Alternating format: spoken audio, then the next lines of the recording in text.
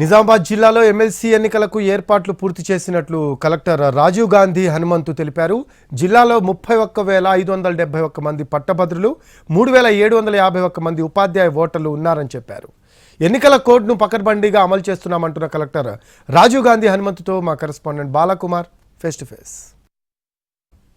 ఏర్పాట్లు పూర్తయ్యాయి, అన్ని ఏర్పాట్లు పూర్తి చేసినట్లు జిల్లా కలెక్టర్ చెప్తున్నారు. ప్రస్తుతం అంతా జిల్లా కలెక్టర్ ఉన్నారు. సార్, అంటే ఎమ్మెల్సీ ఎన్నికలకు నిజామాబాద్ జిల్లాలో ఎటువంటి ఏర్పాట్లు చేశారు?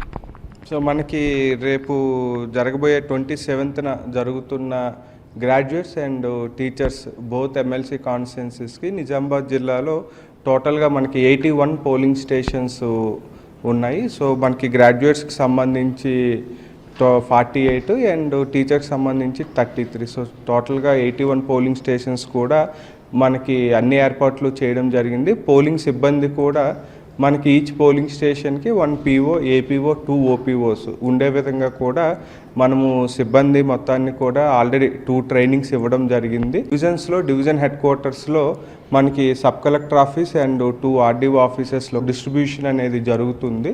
వన్స్ పోలింగ్ కంప్లీట్ అయిన తర్వాత polling POs, APOs and polling సామాగ్రి కూడా, పోలింగ్ మెటీరియల్ కూడా డైరెక్ట్గా మనకి కరీంనగర్కి వెళ్ళే విధంగా కూడా అన్ని ఏర్పాట్లు చేసుకోవడం జరిగింది. పోలింగ్ సమయం అంటే ఎప్పటి నుంచి ఎన్ని గంటలకు పోలింగ్ ఉంటుంది, ఓటర్లకు ఏం చెప్తారు సార్?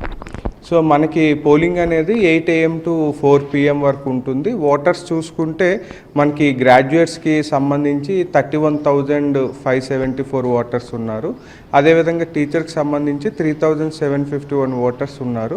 సో వాళ్ళందరూ కూడా అంటే మనకి 8 నుంచి 4 PM వరకు ఉంటుంది. అదేవిధంగా మండల హెడ్ క్వార్టర్స్లో మోస్ట్లీ మనకి మండల హెడ్ క్వార్టర్స్లో రూరల్ మండలాలు అయితే ఒక గ్రాడ్యుయేట్స్, ఒక టీచర్స్ పోలింగ్ స్టేషన్స్ ఉంటాయి. అదేవిధంగా అర్బన్ ఏరియాస్లో చూసుకుంటే మోర్ దెన్ 1 ఉంటుంది.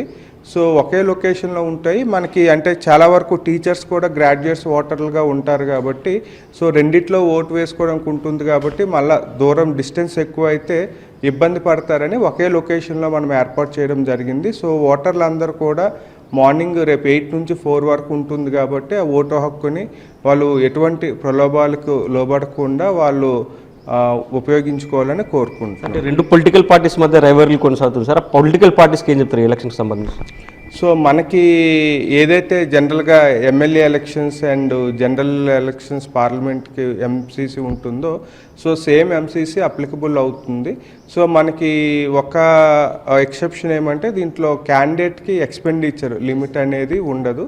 సో అయినా కూడా మనము ఏదైతే MCC ఇంప్లిమెంట్ చేయడమో అదేవిధంగా అందరు క్యాండిడేట్స్ అంటే not only main parties contest చేస్తున్న క్యాండిడేట్స్ అందరికీ ఈక్వల్ లెవెల్ ప్లేయింగ్ ఫీల్డ్ ఉండే విధంగా ఎన్ష్యూర్ చేసుకుంటున్నాము.